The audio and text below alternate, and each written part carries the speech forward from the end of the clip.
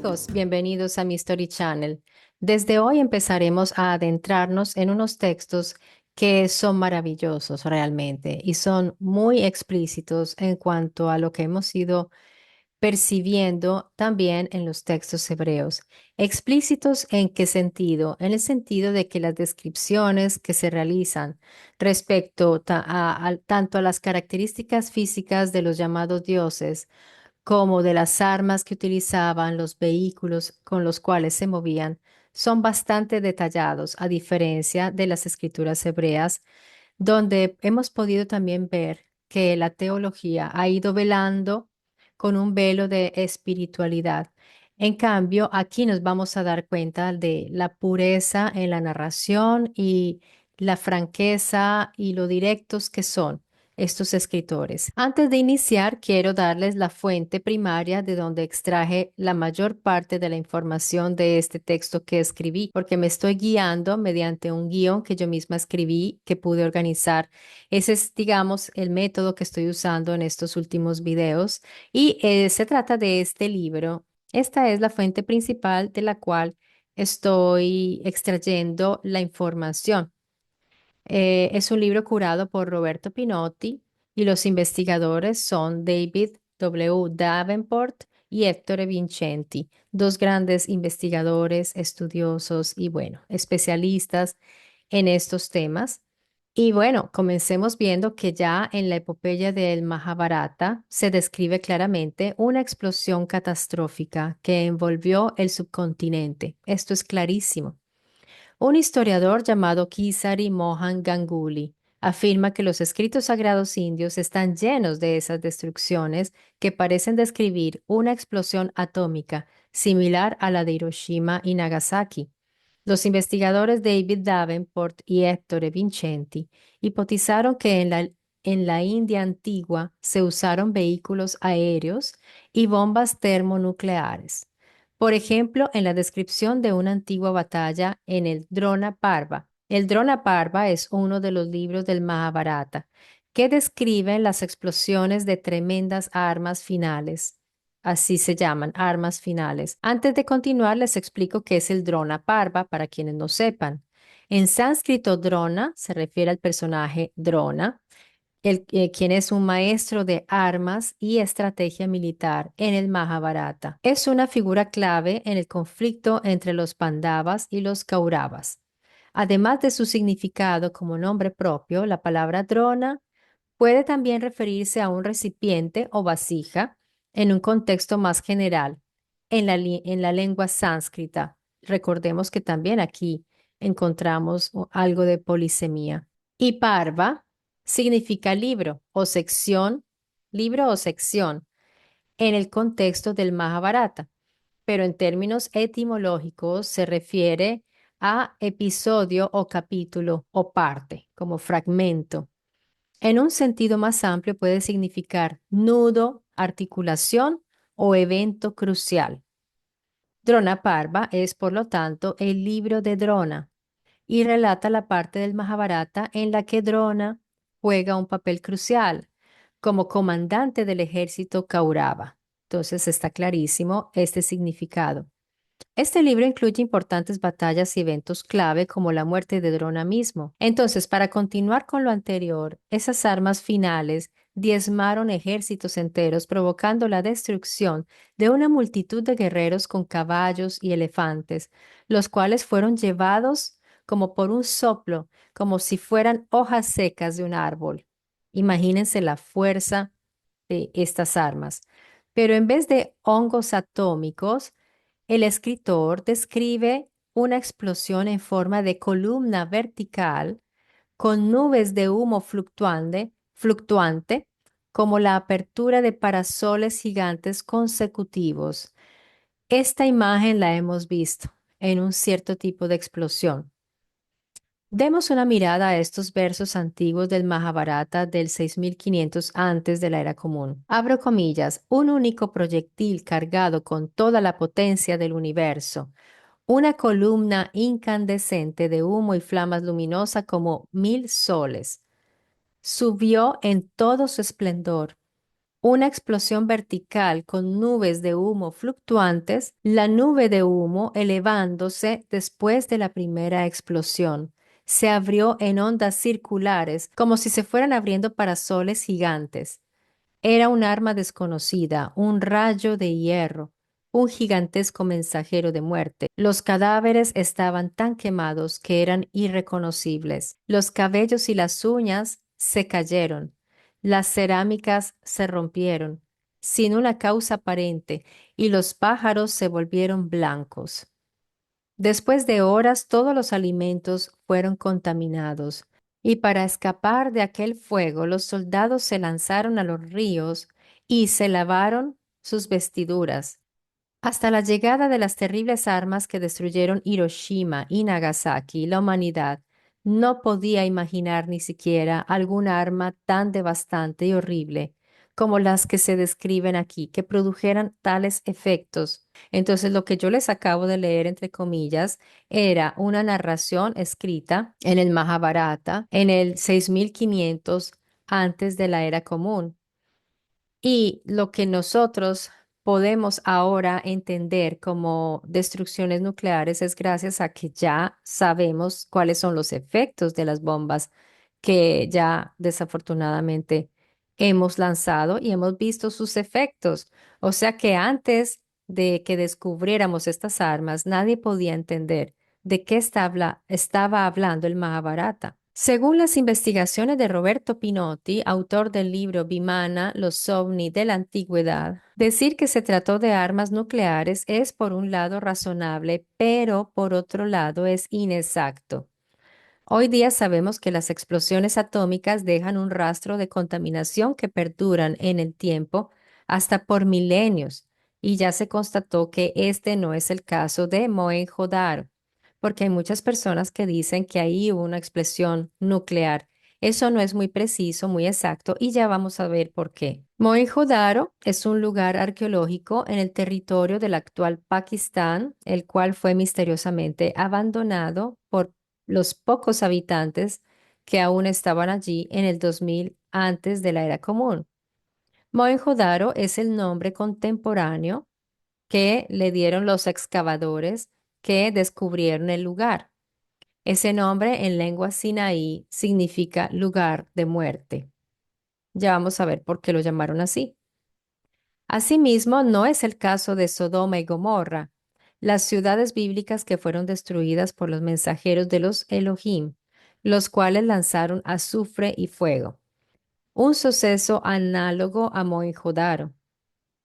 Por este motivo, Roberto Pinotti piensa que las armas nucleares, como las conocemos hoy, deben ser excluidas de estos casos y más bien sí podría haberse tratado de armas térmicas con efectos destructivos muy similares a las de una explosión atómica. Entonces sería más bien el caso de la detonación de un ordiño a fusión sin la ayuda de un detonador a fusión nuclear, como sí sucede hoy, de modo que se produciría una cantidad menor de escombros radioactivos, los cuales se pudieron degradar rápidamente. Entonces, así podríamos explicar por qué algunas zonas quedaron en pie, otras no. O sea, no fue tan fuerte esa destrucción del terreno en Mohenjo-Daro. En nuestro tiempo ya se están estudiando detonadores de armas termonucleares limpias a través de láser de potencia que harían detonar una bomba a fusión sin activación termonuclear.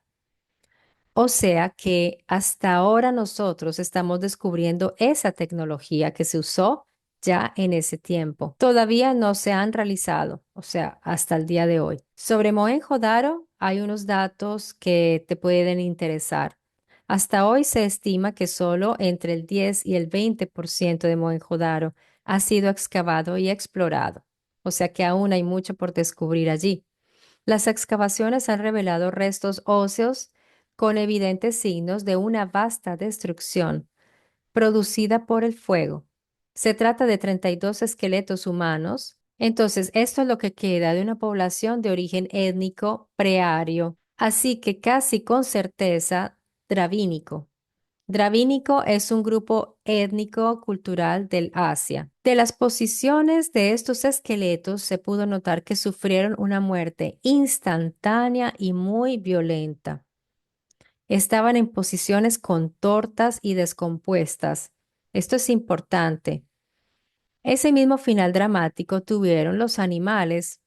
Se pudo comprobar que los restos encontrados de los animales también tenían estas características de muerte muy violenta e instantánea. Lord Davenport y Vincenti fueron al lugar y pudieron recoger de los habitantes un valioso testimonio, las llamadas leyendas que son tan valiosas. Estas llamadas leyendas son siempre un faro de luz que nos guía hacia la verdad de un hecho del pasado. Cuenta el señor Mohamed Hassan, un guardián del yacimiento arqueológico, que desde tiempos inmemorables los nómadas que frecuentaban esa zona se transmitieron unos a otros una leyenda según la cual los señores del cielo, encendidos por una gran cólera contra los habitantes del antiguo reino, donde hay solo desierto, aniquilaron 7 ciudades con una luz que brillaba como 1000 soles y que se produjo un estruendo como de 10.000 truenos. Así describe esta llamada leyenda lo que allí sucedió. El humilde guardián pakistaní añadió que ningún poblador se atreve a acampar cerca de estas piedras negras que cubren al menos 400 metros de diámetro de la zona. Dijo que esa zona era visitada por malos espíritus. Esos fragmentos negros fueron analizados en Roma por Davenport y Vincenti. Había segmentos de arcilla y masas deformes, vitrificadas, de las cuales no se puede saber ni siquiera qué habían sido, qué tipo de objeto había sido. No han podido revelarlo. Los segmentos minerales examinados en el Instituto de Mineralogía y Petrografía de la Universidad de los Estudios de Roma arrojaron los siguientes resultados. Ojo, los minerales habían pasado del estado líquido al estado sólido, pero en pocos segundos. Y no solo eso, también sucedió en sentido inverso, o sea que pasó también, estas rocas pasaron del estado sólido al líquido. Todo esto en tiempos brevísimos y a temperaturas superiores a los 1500 grados. Además de estos estudios, Davenport y Vincenti hicieron analizar los minerales al Departamento de Química de la Universidad de Pisa. Según el resultado, relevaron una contaminación de radiaciones atómicas con los niveles de uranio, plutonio y potasio 40 muy elevados. Y esto no es explicable desde las radiaciones naturales de fondo, porque han tratado de decir que eran radiaciones naturales. No, esos niveles no son posibles hablando de radiaciones naturales. El problema es que después de realizar este estudio, pongan atención, no les dieron un documento que certificara estos resultados, o sea, no quisieron ponerlo por escrito. Les dijeron lo que habían encontrado y después no solo no les dieron un certificado como soporte de estos descubrimientos, después de eso negaron todo, no quisieron hablar más del tema. Entonces, después de este impasse, Pinotti afirma que también otros resultados científicos, pues, que habían anunciado anteriormente, fueron desmentidos. En conclusión, Pinotti opina que según los resultados científicos se puede concluir que en ese lugar hubo una detonación de una bomba termonuclear de potencia muy inferior a la que destruyó Hiroshima y Nagasaki y que explotó a algunos metros de altura sobre el centro del área donde están estas famosas piedras negras, donde no quieren dormir ni quieren acampar los pastores y las personas del lugar. Tienen toda la razón, ellos saben y ellos hablan de unos espíritus. Vean qué interesante cómo se pueden hacer estas interpretaciones por parte de los lugareños. Ellos hablan de espíritus malignos, pero en realidad lo que hay allí es radiación y sí sería negativo y tóxico dormir en ese lugar. Pero entonces Pinotti analizó la posición de la destrucción y se dio cuenta que estaba muy lejos como del centro principal urbano que había en ese tiempo. Entonces no tiene sentido, porque si uno quiere causar una grandísima destrucción, pues lanza el ordiño o la bomba al lugar de interés, ¿no? Que el centro urbano más grande. Aquí parece que sucedió lo contrario. Explotó en un lugar más bien como alejado de ese centro urbano y no hubo tanta destrucción. Entonces Pinotti llega a la conclusión de que se trató de un error, o más que un error, fue un accidente. Él explica que tal vez dos bimanas se estrellaron y en ese desencuentro, en ese incidente, explotó este ordiño, esta bomba. O sea que estaba a unos metros, por eso explotó a unos metros del suelo, no fue lanzada directamente. Y esto explicaría el por qué no se encuentra tampoco un cráter y por qué sí están todas estas piedras quemadas instantáneamente, carbonizadas y estos cuerpos, pero no hubo mayor destrucción. Es muy extraño, pues porque explotó a unos metros del suelo. Ahí está la explicación que es hipotética, obviamente, es una hipótesis de Pinotti que me parece bastante razonable. Entonces, Pinotti explica su hipótesis diciendo que el proyectil dotado de fusil de proximidad estaba cayendo hacia la Tierra y a pocos metros del suelo, la espoleta de proximidad activó la explosión. Esto ya es una explicación técnica de lo que pudo haber pasado, o sea, hipotéticamente. Y él añade algo que es una lectura que uno puede llegar a hacer fácilmente, y es que realizar estas maniobras con una bomba de un alcance tal sobre unas ciudades de esta época de la Edad del Hierro, quiere decir que no había un aprecio hacia las vidas de los civiles de esos lugares, justamente porque no valía mucho la vida de esas personas si hacemos algo así. Bien, ahora vamos a dedicar nuestra atención a las armas citadas en el Mahabharata. Debemos iniciar desde los Vimana. Los vimanas son máquinas, aparatos u objetos que se mueven en autonomía, es decir, sin ser remolcados por animales, más bien sí por una potencia propia. Transportan pasajeros a través del cielo. Muchas veces son llamados carros celestes. Cuando la oficialidad habla de estos objetos, siempre suelen decir que son objetos o carros míticos, mitológicos. Entonces, este mitológico nos condiciona ya bastante como lectores y puede cambiar el modo de ver estos escritos. Por otro lado, el sánscritista Davenport nos ilustra con una etimología del término vimana. El prefijo vi significa ave o pájaro. También significa volar. El sufijo man significa lugar habitado, construido artificialmente. En conclusión, sería pájaro habitado, construido artificialmente. Bellísimo, ¿o no? Serán objetos mitológicos. Recordemos que los escritos mitológicos en sánscrito son llamados daiva y las crónicas históricas, o sea, los escritos que se retienen reales, son llamados manusa.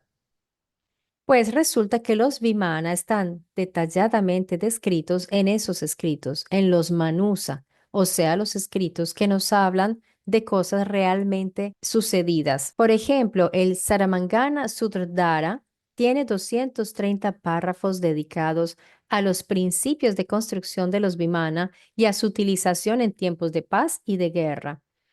También hay que notar que muchos detalles respecto a estas máquinas fueron omitidos aposta, pero no por ignorancia o por desconocimiento, más por protección, porque protegían el secreto de estas máquinas, ya que ellos sabían que eran peligrosas y si caían en las manos equivocadas, entonces ellos le temían a los Vimana, las veían como unas máquinas peligrosas. En un escrito del Rig Veda del siglo XX o el X aproximadamente, antes de la era común, dice, abro comillas, los Vimana, generalmente de forma triangular y de varios tamaños, eran construidos por los Pranadara, ingenieros especializados, y eran guiados por los Sauvikas, que serían pilotos, y también por los Akasa Yodhina, que serían las personas entrenadas para el combate aéreo. En una detallada descripción se nos dice que hay vimanas piloteados por tres personas. Poseen tres ruedas y el tren de aterrizaje posee tres soportes, uno por rueda. El material de construcción estaba conformado por una aleación de hierro, plata y oro, según se nos describe en estos libros. La carrocería se mantiene unido mediante remaches especiales. Usa tres tipos de combustibles y viaja muy veloz y al aterrizar emite un gran estruendo. Su color es bello a la vista. Cierro comillas. Bueno, aquí podemos ver muchas cosas interesantes, queridos amigos. Las ruedas, la velocidad y ¿qué les recuerda el gran estruendo? Bueno, yo quiero darle una mirada aquí a Ezequiel, capítulo 1, del 4 al 5. Y aquí dice, y miré, y he aquí venía del norte un viento tempestuoso, una gran nube con un fuego envolvente, y alrededor de ella un resplandor, y en medio del fuego algo que parecía como bronce refulgente, y en medio de ella la figura de cuatro seres vivientes. Bellísimo. Bueno, si esto lo podemos comparar con lo que acabamos de leer, en el Rig Veda hay muchísimas cosas que son correspondientes si queremos. Por ejemplo, bueno, recordemos el viento tempestuoso, podemos llamarlo ruaj, y una gran nube con fuego. Recordemos que muchas veces los vehículos de los Elohim eran llamados nube y además tenía fuego envolvente. Y dice que alrededor de este aparato había un resplandor y en medio del fuego algo que parecía como bronce. Estamos hablando de unos materiales, pues que ellos lo veían como bronce refulgente. Quién sabe cuál era el material, pero para él era bronce refulgente. Y en medio, o sea, en la mitad, allí en el centro, la figura de cuatro seres vivientes. Recordemos que para en los Vimana, aquí nos están contando que tenían tres pilotos, así que no deja de ser interesante. Luego vemos en Ezequiel capítulo 1 del 15 al 16 que dice, y miré a los seres vivientes, y he aquí una rueda en la tierra junto a los seres vivientes, a sus cuatro caras. El aspecto de las ruedas y su obra era semejante al color del crisólito, y las cuatro tenían una misma semejanza. Su apariencia y su obra eran como rueda en medio de rueda. Bien, aquí también nos están describiendo un objeto como lo puede describir el autor. Y en Ezequiel 1, 19 al 21 dice, cuando andaban ellos, andaban las ruedas junto a ellos. Y cuando los seres vivientes se levantaban de la tierra, las ruedas se levantaban. Hacia donde el ruaj les movía que anduviesen, las ruedas también se levantaban tras ellos, porque el ruaj de los seres vivientes estaba en las ruedas. Interesantísimo. Como les digo, aquí en Ezequiel ya estamos hablando de libros hebreos. Están ultra traducidos y pues ya vemos espíritu, que es un concepto totalmente lejano a ese concepto de espíritu que tenemos en Occidente, nosotros totalmente lejano al origen de la palabra ruach para la cultura hebrea, la tradición hebrea, que fue cambiando también y que ya también dejó que se filtraran muchos conceptos ya de la cultura griega y de la filosofía. pero si no hubieran tocado esos escritos, quién sabe qué podríamos ver. Y afortunadamente tenemos a Mauro Viglino que los traduce tal cual, entonces pues ya podemos ver cosas muy distintas. Entonces pongámonos en el papel del observador de esa edad del bronce. Pues ese observador no podía más que describir estos objetos triangulares voladores, me refiero a los Vimana, con destellos metálicos desde su conocimiento de los metales de esa época. Entonces lo describían como metales preciosos, pero estos metales como el oro, la plata y el hierro, pues no son nada aerodinámicos, o sea, no se podría elevar un objeto ni siquiera del suelo si fuera hecho con estos materiales. Eso lo podemos deducir nosotros. Entonces, bien vale la pena separar las impresiones visuales de esa época que podía tener el observador y más bien ver qué realidad puede haber detrás de todo esto.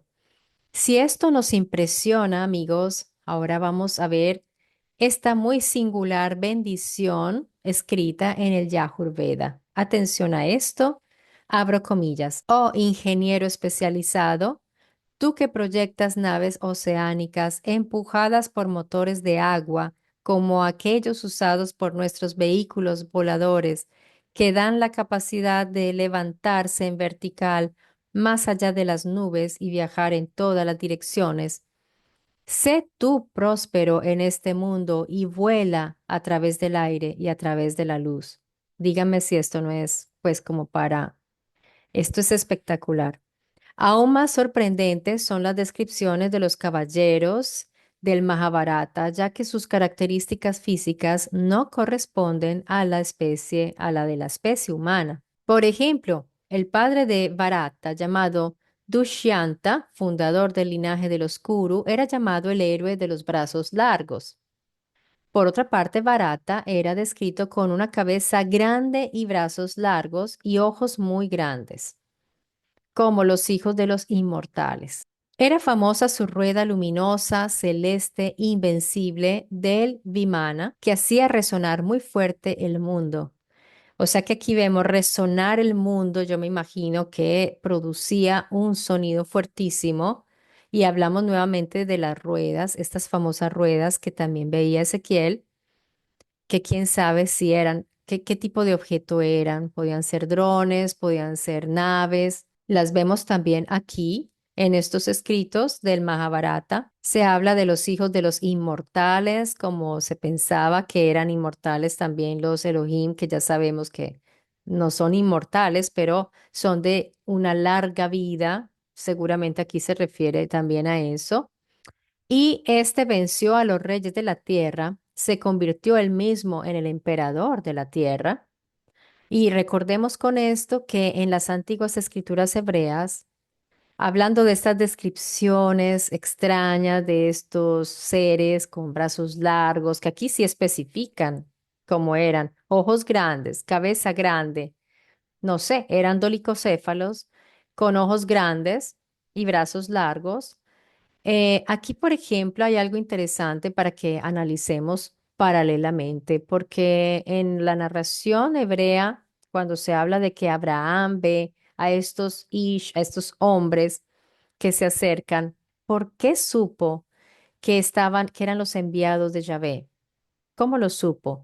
Porque si vemos esta narración de Abraham cuando recibe a estos tres enviados de Yahvé, la leemos de los textos masoréticos y en los textos masoréticos los llamaban ish, hombres, individuos masculinos, ¿no? Individuos masculinos, porque es que también ahí, miren las palabras como son de importantes, las traducciones.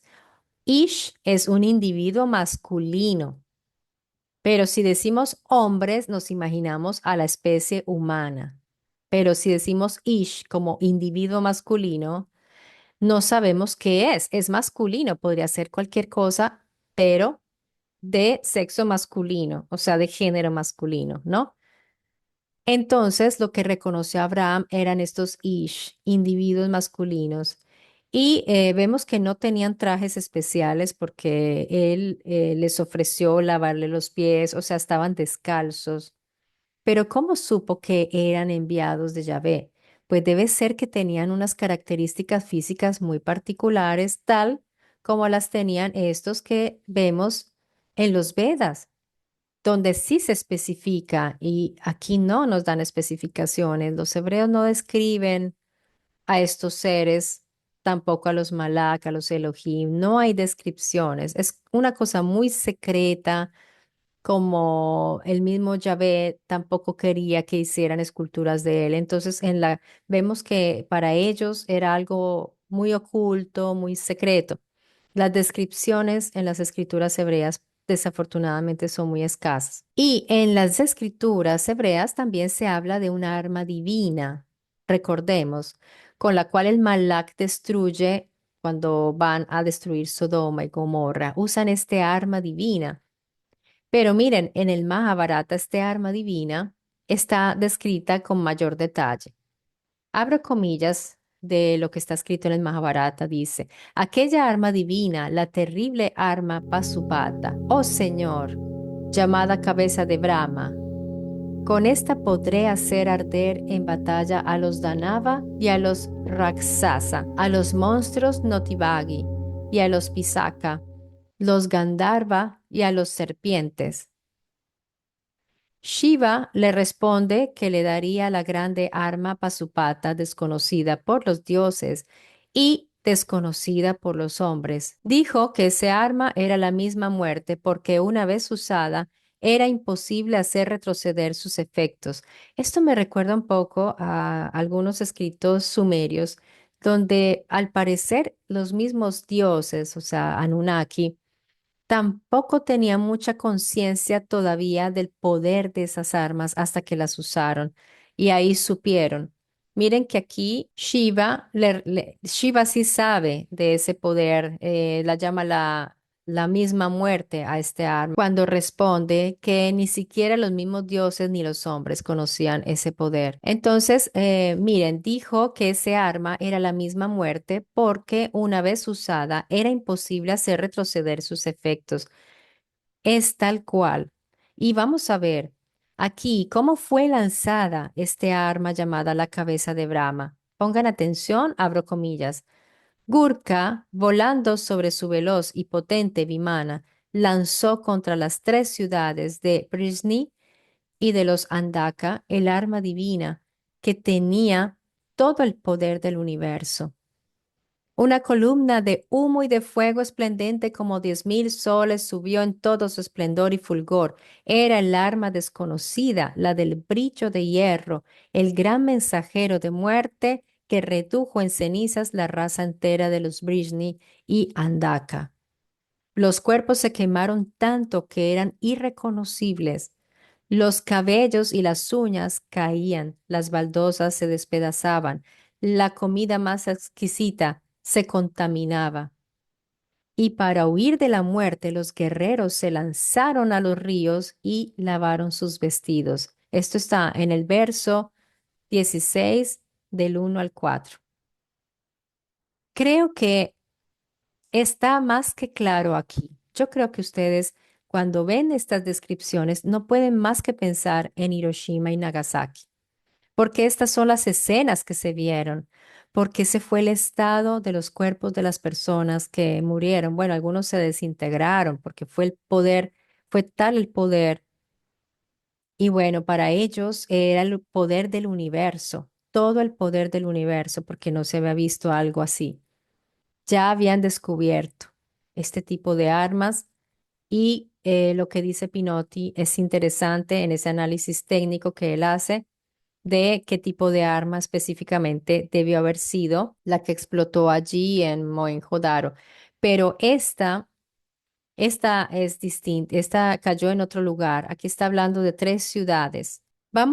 Quiero hacerles como el paralelo entre estas narraciones porque es interesante tener clarísimo, porque si ustedes en YouTube hay muchos videos que les van a hablar de la historia de Mohenjo-Daro específicamente o específicamente de Sodoma y Gomorra y de lo que sucede en cada lugar sucedió, pero de manera desvinculada.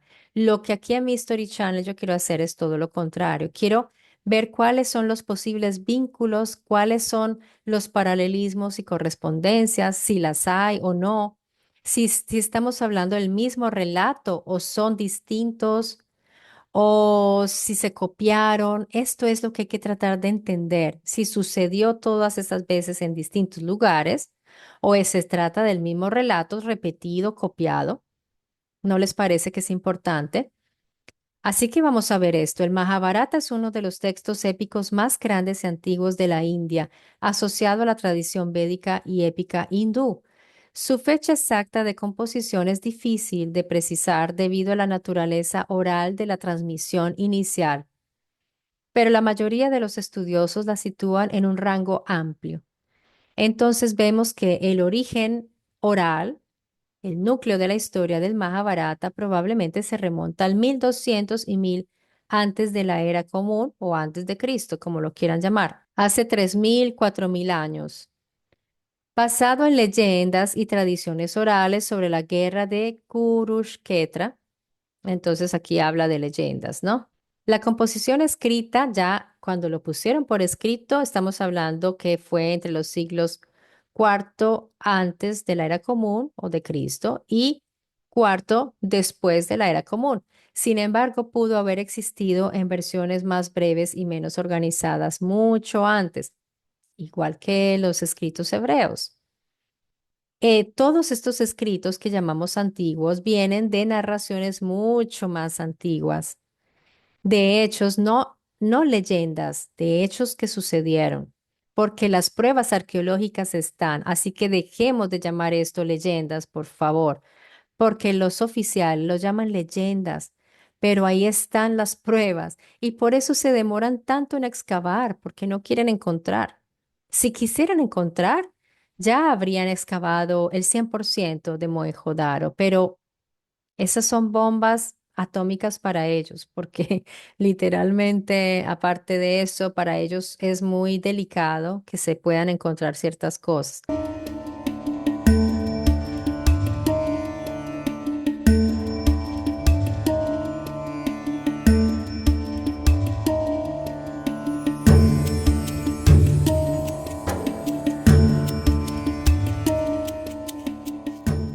El que no quiere encontrar no busca nada. Tanto las escrituras hebreas como el Mahabharata se basan en tradiciones orales, en lo que les decía, que probablemente se remontan a tiempos mucho más antiguos, como les decía, entre el segundo milenio antes de la era común, o sea, entre el 2000 y el 1000 antes de la era común. Entonces, digamos que ya con esto nos ponemos en contexto, ¿verdad? Mientras que las escrituras hebreas se fijaron antes en el tiempo, el Mahabharata probablemente comenzó como una tradición oral paralela, mientras ya se estaban escribiendo las hebreas, pero su consolidación escrita sucedió más tarde, pero son mucho más antiguas quizás que las hebreas o contemporáneas. En el Mahabharata, el uso de armas divinas o astra son las llamadas armas celestiales. Es común, pero una de las más famosas es el Brahmastra, que tenía el poder de destruir ejércitos enteros y arrasar ciudades. Esa es la que se lanzó allí, en ese lugar que destruyó 3 ciudades. Entonces, yo quise averiguar.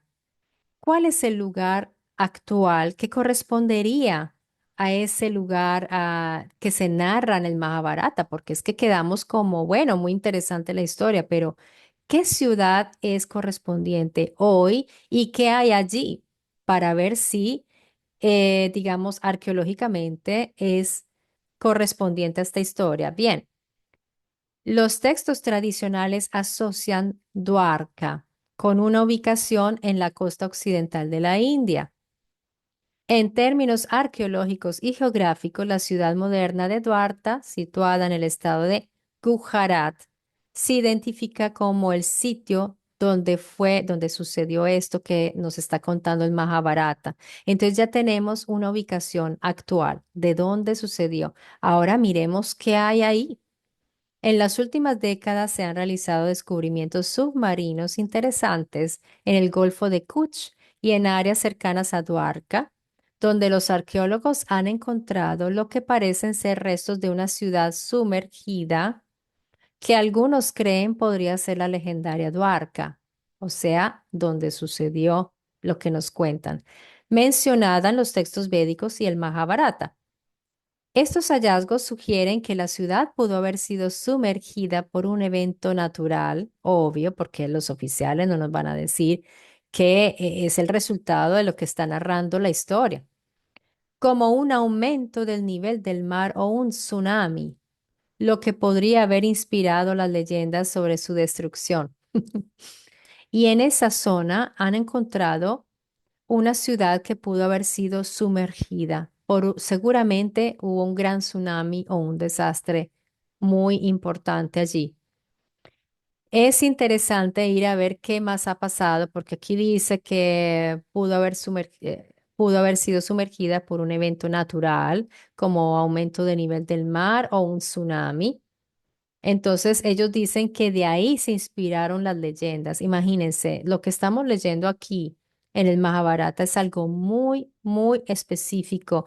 Está perfectamente ilustrado. Se habla de armas, se habla de una destrucción y luego encontramos que ese lugar está sumergido, que seguramente es esa la ciudad. ¿Por qué no van ahí a investigar a ver qué sucedió? La labor que hicieron Davenport y Vincenti es loable, así como la labor que está haciendo o que ya hizo Pinotti, porque Pinotti también fue una persona que viajó a los lugares. Él es una persona que no se limitó simplemente a leer los libros, sino que él iba a los lugares de interés y hacía analizar las piedras negras y todo esto. Hicieron presión para que eso se pudiera hacer y qué pesar, pero no les certificaron los resultados. Entonces es muy frustrante para estos investigadores tener que contar las cosas sin tener las pruebas escritas, porque aunque lo hicieron ellos, de la manera correcta, en las vías correctas. Después no quisieron darles los certificados de los resultados que allí había, porque obviamente desde más arriba llegan las órdenes. Cuidadito, van a decir que hay irradiación, cuidadito, van a decir esto, todo por el bien de la humanidad, ¿no? Pero miren, son más sabios los humildes residentes de ese lugar, de esos lugares, los pastores, la gente del lugar ahí, donde se encuentra, por ejemplo, en el caso de Mohenjo-Daro. No duermen allí porque ellos dicen que hay espíritus malignos, por decir que ahí hay algo que es invisible, que hace daño y seguramente gente se ha enfermado porque eso que llaman espíritus malignos es la radiación. Por eso yo les digo muchas veces que muchas cosas que se nos dicen espiritualmente, en un lenguaje espiritual, tienen explicación científica y se vuelve más concreto y más real y nos ayuda a encontrar respuestas respecto a nuestra historia. Y de eso se trata, de eso se trata, no se trata de engañar o de realizar otras creencias, se trata de encontrar las respuestas a lo que nosotros intuimos cuando leemos esas historias y cuando vamos a hacer las investigaciones, resulta que ya no es intuición, es real y es comprobable. Entonces, existe esa ciudad, la ciudad de Duarca, la ciudad donde se lanzaron estos ordiños terribles, fatídicos y destructivos. Existe también, bueno, y está también Mohenjo-Daro y tenemos a Sodoma y Gomorra también, que ha sido analizada pero por los científicos oficiales que siempre buscan explicaciones naturales. Pero miren, en las narraciones está clarísimo, se usaron armas de grande destrucción. Entonces, las llaman armas divinas porque se supone que estos individuos eran los dioses. De modo que si nosotros quitamos la teología, podemos hablar de dioses en el sentido no teológico, como estos individuos que venían del cielo con sus aparatos, sus objetos voladores, sus vehículos, que traían armas y combatieron entre ellos y contra la humanidad porque hubo destrucciones tremendas. Bueno, amigos, seguiremos en nuestras investigaciones, seguiremos avanzando, ya que ya nos estamos introduciendo al Valle del Indo, que tiene muchísimas cosas para revelar. Me gusta muchísimo porque ellos sí hablan de los aparatos, de los ingenieros, de la ingeniería, cómo fueron construidos, de cómo eran usados. Entonces ya no tenemos que hacer interpretaciones, como nos dicen muchísimas veces, es que tú interpretas, pues ya no vamos a interpretar más. Ahí está, tal cual escrito. De manera que vamos a adentrarnos aún más en estos escritos y eso va a ser formidable porque ya podremos ver todo ese despliegue de tecnología que hubo en el pasado y que nosotros hasta ahora estamos redescubriendo. Por ahora les mando un abrazo enorme. Muchísimas gracias a todos y nos vemos muy pronto aquí en Mystery Channel.